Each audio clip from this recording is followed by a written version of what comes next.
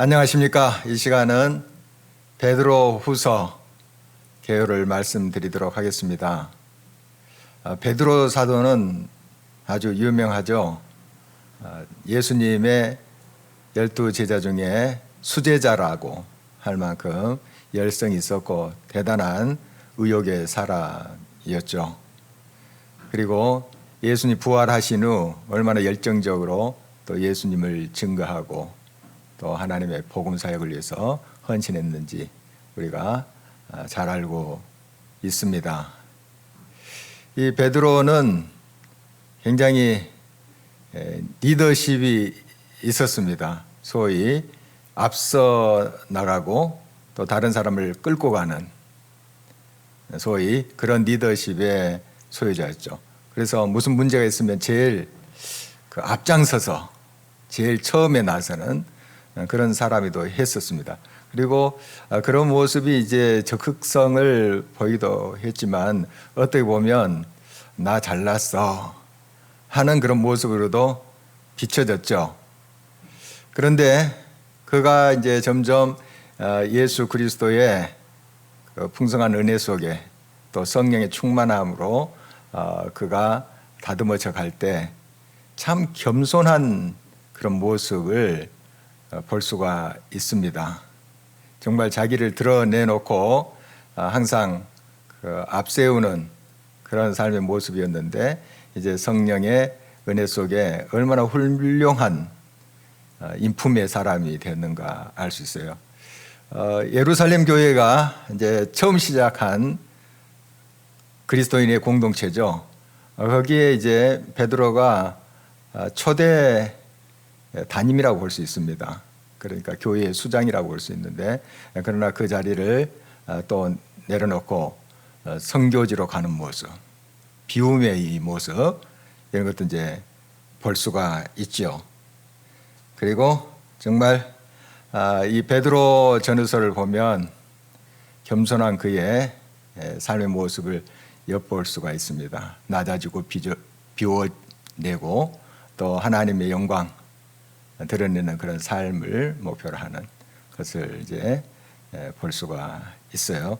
지난번에 베드로 전서는 이제 여러 예부적인 박해 상황에서 배교자들이 생겨나고 참 교회가 힘들었습니다. 물론 이제 베드로 후서도 베드로 전서를 쓴 직후에 기록한 것으로 보입니다. 그 상황은 계속 있습니다.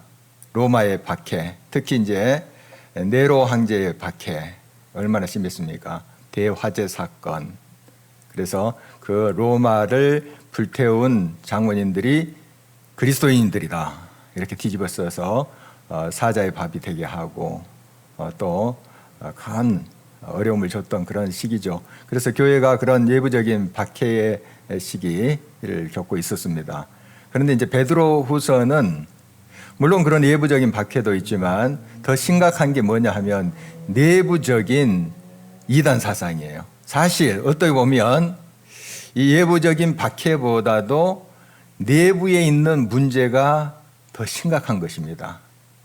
그러니까 내부의 성도들이 서로 사랑으로 믿음으로 진리 가운데 바로 서 있으면 예부적인 박해가 아무리 거세다 할지라도 그것을 헤쳐갈 힘이 있습니다. 왜냐하면 주님의 능력이 그들과 함께하기 때문에 그걸 헤쳐갈 수 있어요. 그러나 예부적인 그런 박해를 견딜 수 없게 하는 것이 내부적인 그런 와해입니다. 무너지는 거.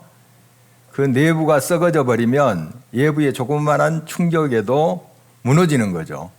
그래서 이 베드로 후서는 오히려 이제 그 교회 내부의 그런 신앙, 그것을 더 강조하는 그런 모습을 보고 있습니다. 특히 이제 지난번에도 살펴봤듯이 이 초대교회의 이단 사상이 굉장히 정말 교회를 혼란시켰습니다.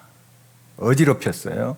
그래서 역시 이 베드로 사도가 편지한 그 공동체 소아시아, 지금 터키 쪽이겠죠.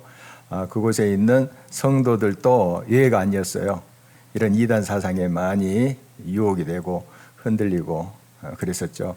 그래서 이런 내부적인 그러한 혼란, 이것에 대해서 믿음으로 참된 진리 가운데 바로 서라는 그러한 도전을 하고 있는 것이 베드로 후서이죠.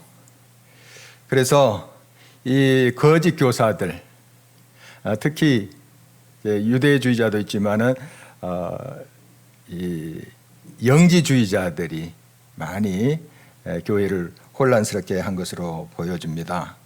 이 당시에 영지주의자들 정말 여러 이제 철학을 가지고 그럴듯한 소리를 가지고 교인들을 넘어지게 했죠.